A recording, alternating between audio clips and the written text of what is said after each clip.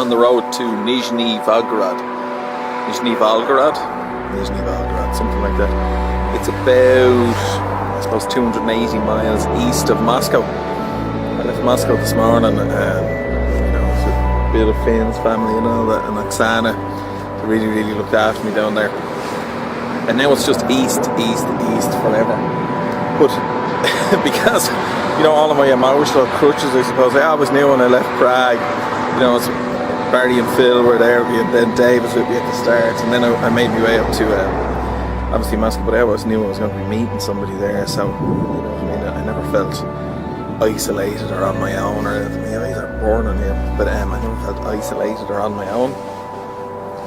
But now every mile that I'm going further and further from Moscow, I just feel completely and utterly isolated, alone. I suppose lonely too, but if something goes wrong, I'm just completely and utterly fucked. No one speaks the language. I was just in a restaurant here, or it was a roadside cafe, and I was doing the whole, the chicken burgak. What do you want to eat? Burgak. Chicken, and then, what do you want to eat? What else? And then I got bread. It's so embarrassing, It's so embarrassing. But anyway, so that's it. Feeling. It's only natural that you kind of, you miss home and you miss your friends and stuff like that when you're on your own traveling.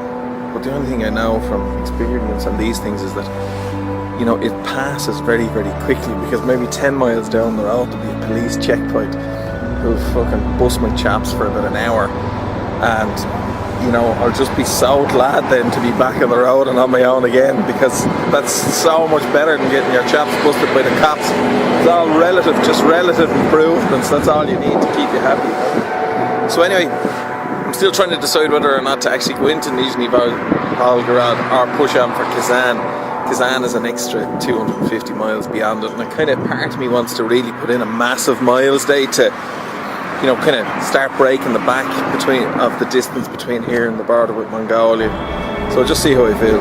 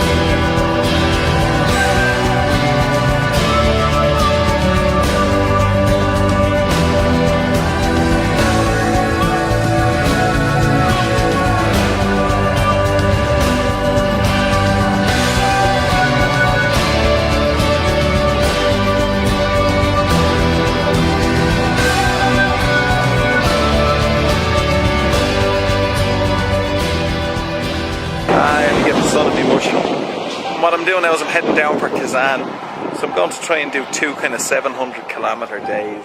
It's just this landscape is so fucking flat and boring, and you're kind of going, look, well, you may as well be hauling ass through it. Like in the whole day, that yoke there is the most photogenic thing that I've stopped to take a picture of. It's just, there's nothing going on, it's all just a flat kind of boring landscape. It's very like crossing Canada, just lots of kind of fairly flat land, no mountains, nothing really of interest to stop for. Now I could have stopped in Nizhny Novgorod, and I'm sure there's plenty to see there, but I've kind of had enough of the whole town buzz, So I'm just going to get a motel along the way. I'll ride until my arse can take no more, and then pull in to a motel, hopefully I'll find one, and then do the same again tomorrow. Alright, good evening. Well, I'm staying in this truck stop for the night. I don't have to camp, which is good. I don't really want to camp yet in Russia, it's still too populated. You can see the motel behind me there. And Sam Gamgee's parked up against the wall there. I rode just over 400 miles west, or sorry, fucking east. I'm so used to travelling west, I guess. I drove 400 miles east of Moscow, and about 100 miles short of the city of Kazan. Now, originally I had planned to stay in Nizhny Novgorod and in Kazan, because, you know, they're supposed to be pretty nice cities and all that. But I've a pain in me fucking hole with cities, you know. I've done Bruges, Prague, Kiev, Moscow, Lviv, you know, Kharkiv. So I'm saying to myself, I'm not going to do the city thing. And actually what I'm going to try and do now is just start hammering out 100-mile days back to back until I get to Barnaul. You know, the distances in Russia are just absolutely frightening. It's 1.75 times the size of the United States, and everybody lives along a really narrow sliver, because any further north is just completely uninhabitable. It's very like Canada that way, except obviously the population of Canada is only 30 million, whereas the population of this place I think is about 200 million. So, but the further you go east, the less populated it becomes. Now there's still huge mega cities, but what's in between them, you know, becomes less and less. And right now, that's the M7, which goes east, and it's just a 2-lane road, one up, one down. But anyway, staying in this truck stop. You know, there's a guy over there who was talking to some guy, Barry, in Omsk about a year ago, who was obviously going to Mongolia, you know. And he didn't speak English, but he has your man's phone number on his phone, and he phoned fucking Barry on his phone. And I'm talking to this guy who's in England going, Hey Barry, this guy just gave me this phone and handed it to me to talk to you. I don't really know what to say to you. Alright, are you in Omsk? I said, no mate, I'm near Kazan. And then he didn't say it, and after that I kind of just hung up. I think it was when he realised that he was going to get charged, because it was a long distance call. On the mobiles you get done both ways. If I ever see Barry, I'll show him this video. Say hi Barry. Barry, привет. Okay. But anyway, so tomorrow all I'm going to try and do is head for a motel close to the town of Ufa, and that's it. There's not really a whole lot to say about today, other than the fact that, you know, this part of the world is very flat and very boring. You know, there isn't any mountains, you know what I mean?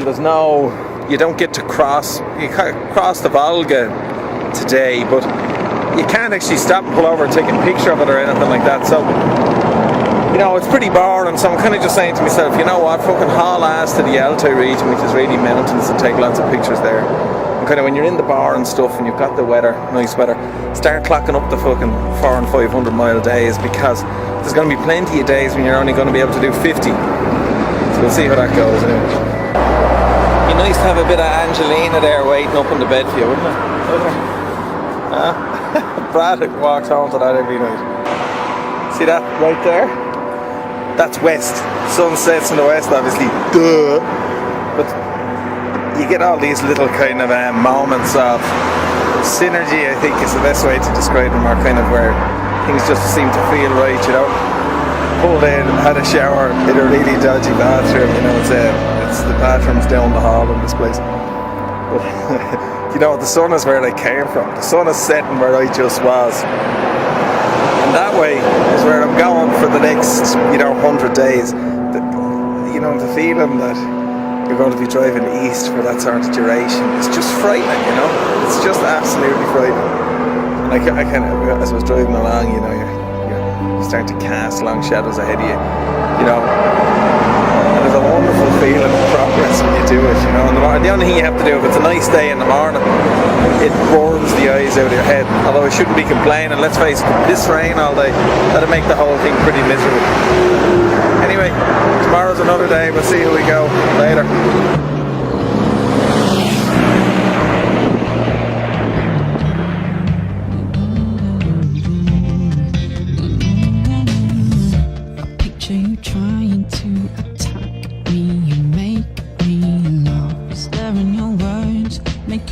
Yourself a soundtrack to a story that's boring and all wrong.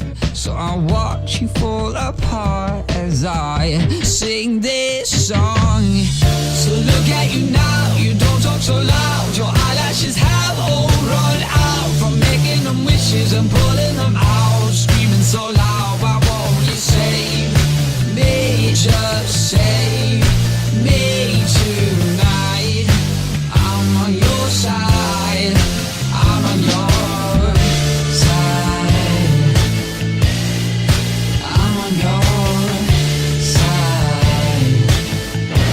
I'm in one of these service areas on this kind of Trans-Russia highway, I guess. But along the way, there's these trucker service points, I suppose is the best way to describe it. But here, a trucker can get anything he wants, from tyres to a cup of coffee, oil, sex, food, anything a trucker might need, he can get it here.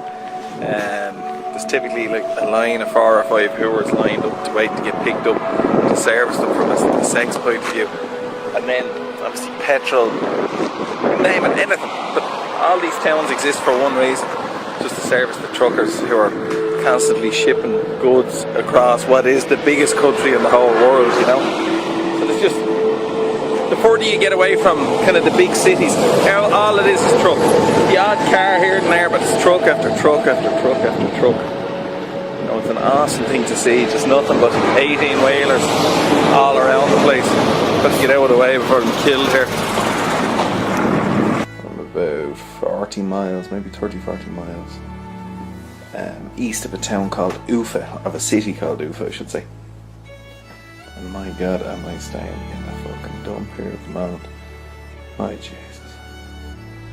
You know, the Russians really gouge you. You know, money means a lot over here. You know what I mean? And if they think they have an advantage, you know, on the last motel for the next, 200 or 300 miles, they will gouge you. There's no doubt about it. It's just one of the things they do.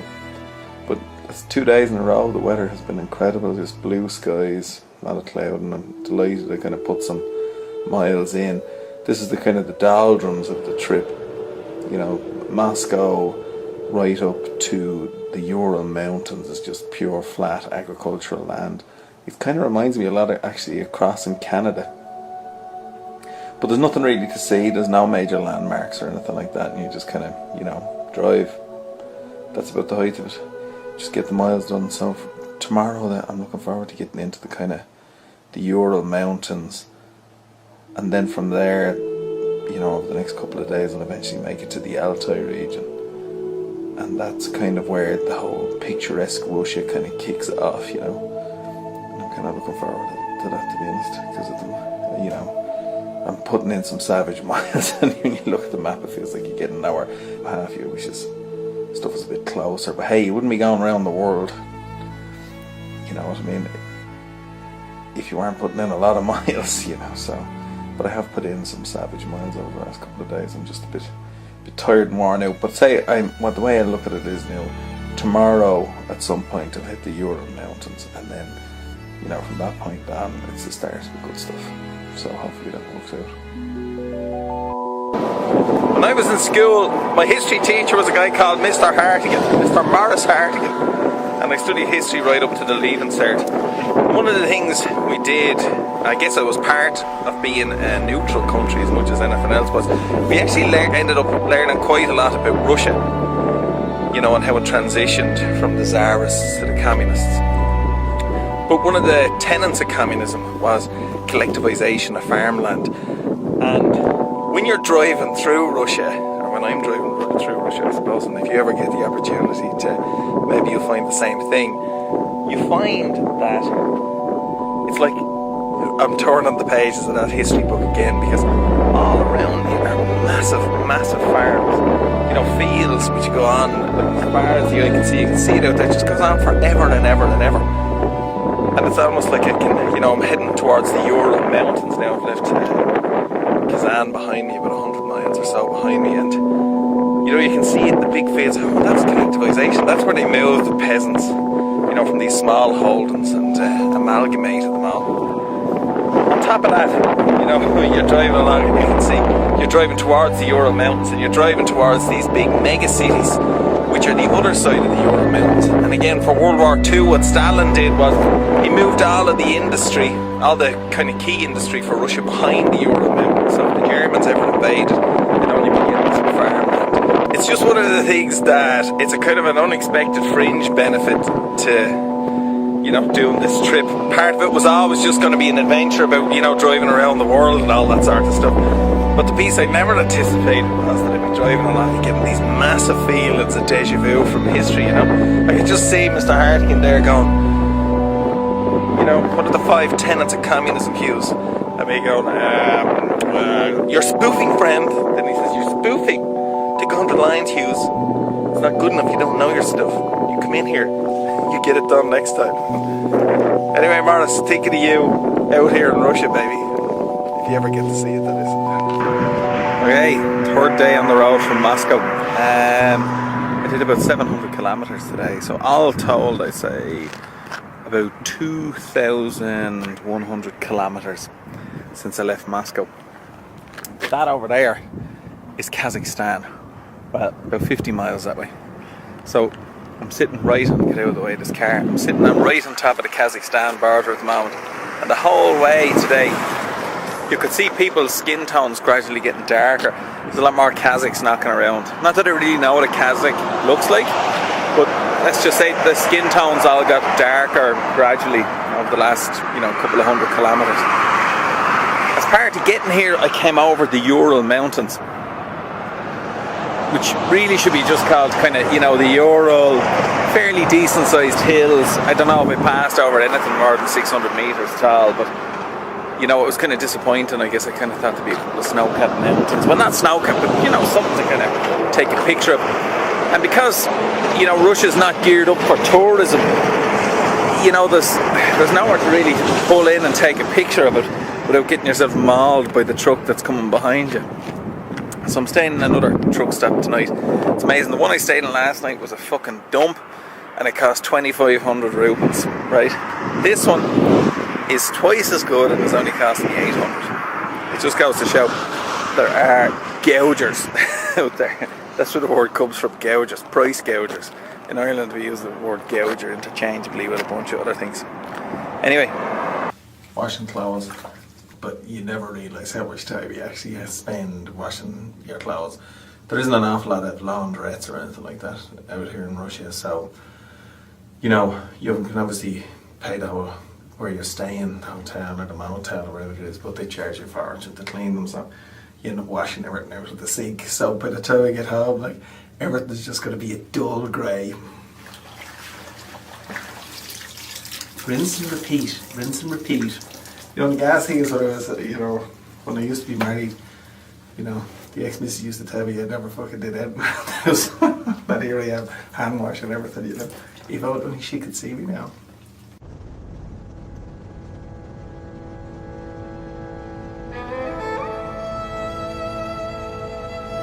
This morning started off to a beautiful red sunrise. It's just, out of this world. And about 3 hours after it got up in the sky, then it was cook all day. I've been slow cooking all day.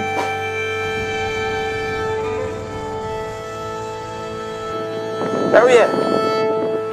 Welcome to Russia. Look at this road. It's not long after dawn. There's nobody here! It's empty! Unbelievable. Right over there is Kazakhstan, just along that plain there. Down there is where I'm headed to, which is Omsk, about 600 kilometers away, before I loop to the south to head down to Mongolia, about 2,000 kilometers from here. But can't get over how empty this place is.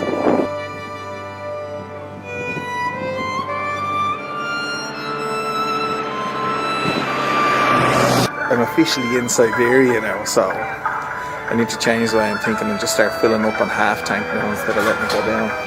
But this landscape behind me, hour after hour, day after day, for 5 days, it's been just like that. It hasn't changed. And this is just one road cutting a slice through just a portion of it. This sort of landscape probably extends the whole way up to the great forests to the north. It's nice. It's nice to look at, but you're not missing anything. You can see it here.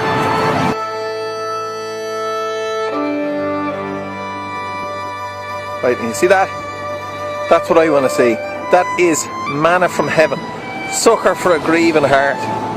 A nice big dirty swollen river. So the more I see of big dirty swollen rivers just like that, the more in my head I start to visualise all the snow melting in Siberia, flooding into the rivers, and heading out to sea. That is exactly what I want to see. Exactly. And hopefully, in a month's time, all those rivers will have shrunk. And on the rivers which tend to wash out over the roads, hopefully there'll be a minimum of water on, so I won't end up getting frozen to death or dropping the bike in a river or injuring myself as I'm trying to cross them on my own. Fingers crossed.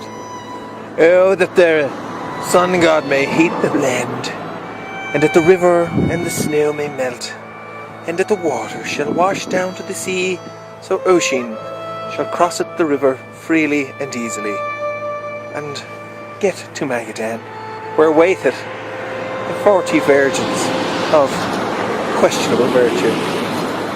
There's no internet here at all, in 3 days. That's, the concept of internet cafes, they just don't exist here. There are no internet cafes. Well, there may be some, but I mean, they are few and far between. And any of the places that you stay, none of them have internet.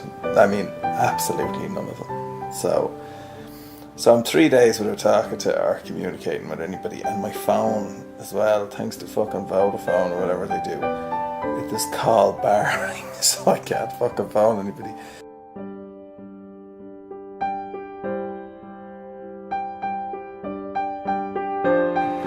It seems crazy to even think about it now, but when I was going through Novosibirsk, which is the start of Siberia, well, it's in Siberia, and on the way down to Barnaul, even though it was mid-May, it was absolutely freezing. When I was getting on the road and the bike in the morning, it was 0 degrees, but the wind chill in Siberia is absolutely frightening. And I'm heading for Novosibirsk. It's freezing. It's about 1.5 degrees. Although it's a beautiful sunny day with blue skies, it is absolutely Baltic. And my hands are kind of starting to lose the feeling in them and all that. So, a great way of keeping them warm though, the heated hand grips in this temperature aren't worth the shite, by the way, it's too cold, is to actually, now don't put them on with your bare hand, but with a pair of gloves on you, just put them in on top of the piston heads. And I think they run up way over 100 degrees Celsius. So just put your hands on there and rub them together a couple of times, and then you're right back on. You can do it about every 15 minutes until it kind of heats up a bit, It's the little things that keep you going. And just over here, the truck stop, just having another cup of tea. Just too cold on the road. Like, see, the sun is absolutely shining and blazing in the sky here. That's gorgeous, as I'm standing here. When you're out on that road, it's still only 3 degrees. It's absolutely fucking freezing. Like, freezing. Your bones are sore. All the injuries that you have when you're 12, you can feel the pain in them as the cold goes through your body. And the other thing you can see as well, the dead insects. Here in I don't know, I washed them off about 2 or 3 days ago, but with the amount of mosquitoes you have in this part of the world, because of all the stagnant water, because of the thaw after the winter, you're just killing billions of them. And actually, the more dead mosquitoes, the better, if you ask me. 1, 2, 3, 4, 5, 6, 7, 8. This side. Right.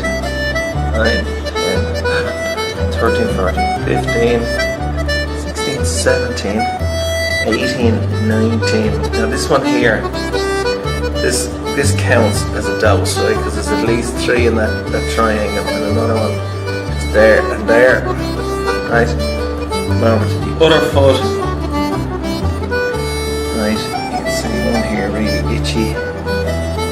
Older one there. Right. And a dose more on that ankle.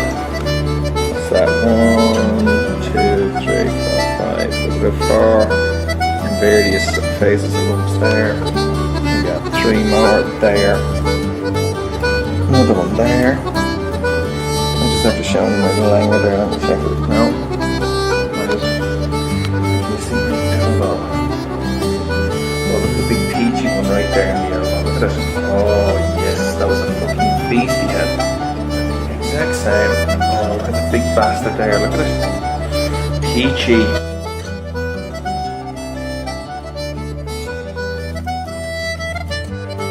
Like, I'm in this staying in the hotel here at the truck stop, and it's roasting because it's so cold outside. But in here it's absolutely cooking.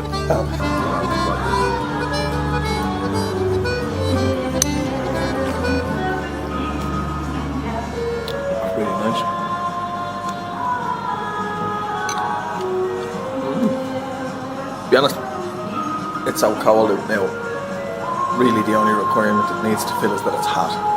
You know what I mean? Because my hands, the sun is shining. It's really hard when you're Irish anyway to get your head round the fact that sun's shining, it's still freezing cold. Still only 2 degrees. And the other thing is, it's 8 o'clock in the morning and I'm having a pork chop with some eggs and bits of chicken and croutons for breakfast. What happened to a bowl of Cheerios, A bowl of Cheerios, something milk, grab a tea, bit of toast. No, none of that, pal. There's no motorways in this part of the world. Or internet.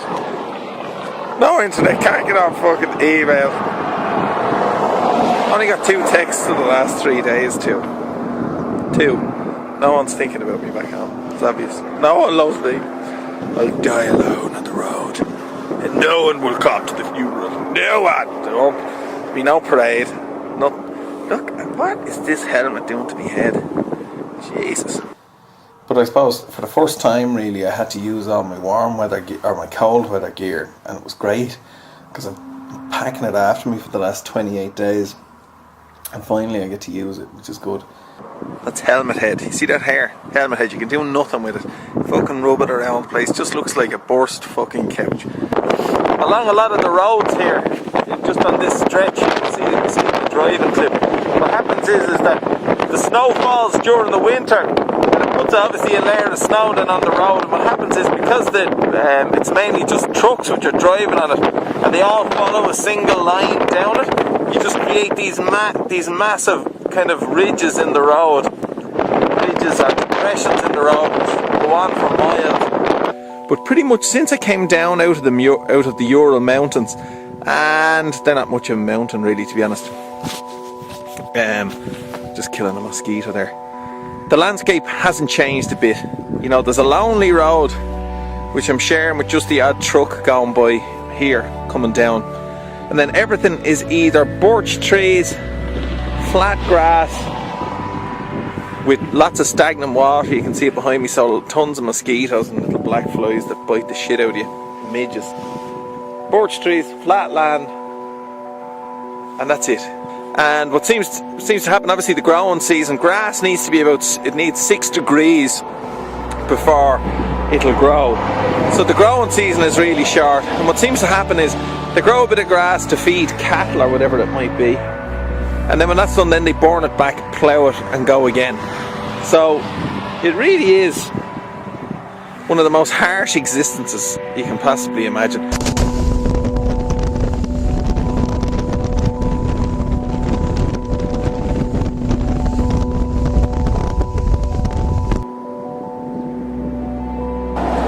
How are you? I'm just outside the town of Nova Sibirsk, and this is the sort of lake, right, which is going to be filling the rivers that I'm trying to cross in Siberia, right, or in far eastern Siberia at least, on the, heading up from Yakutsk to Magadan.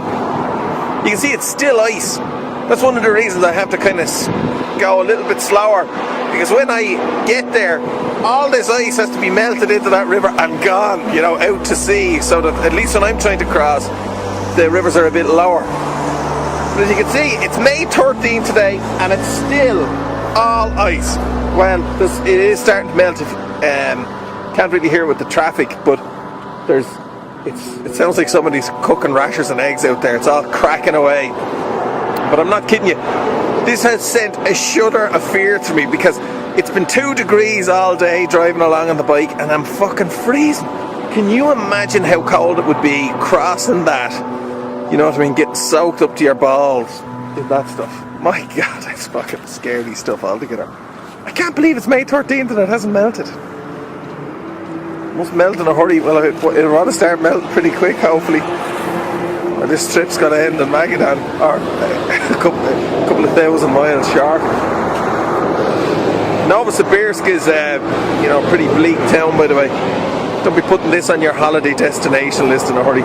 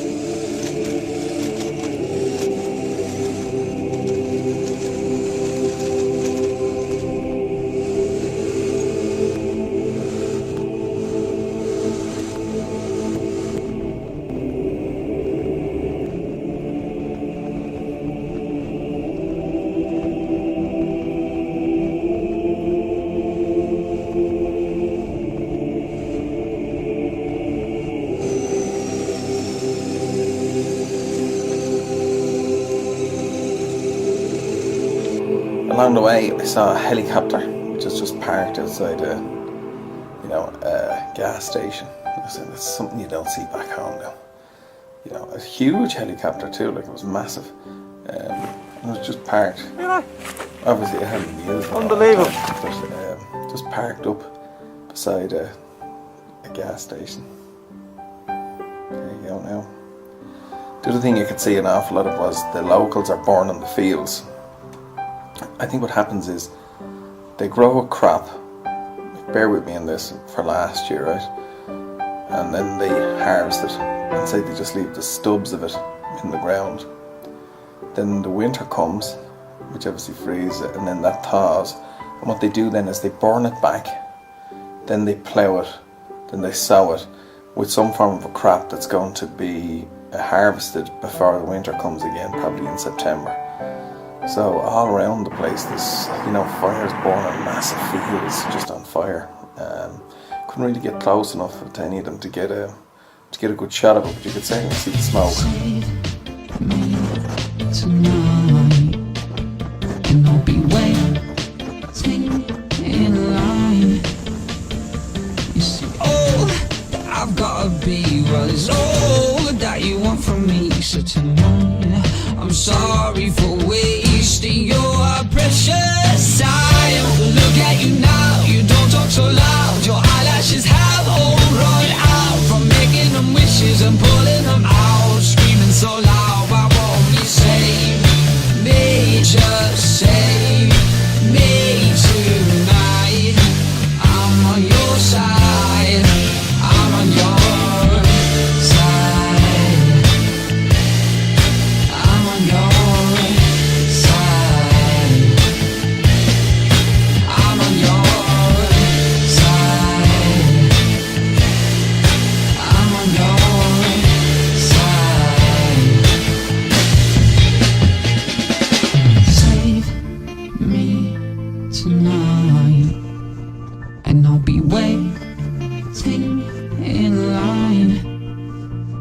You see, all that I've gotta be, well, is all that you want from me. So tonight, I'm sorry for wasting your precious time. Picture you trying to attack me and make me laugh. Is there in your words, making up yourself a soundtrack to a story that's boring and all wrong. So I watch you fall apart as I sing this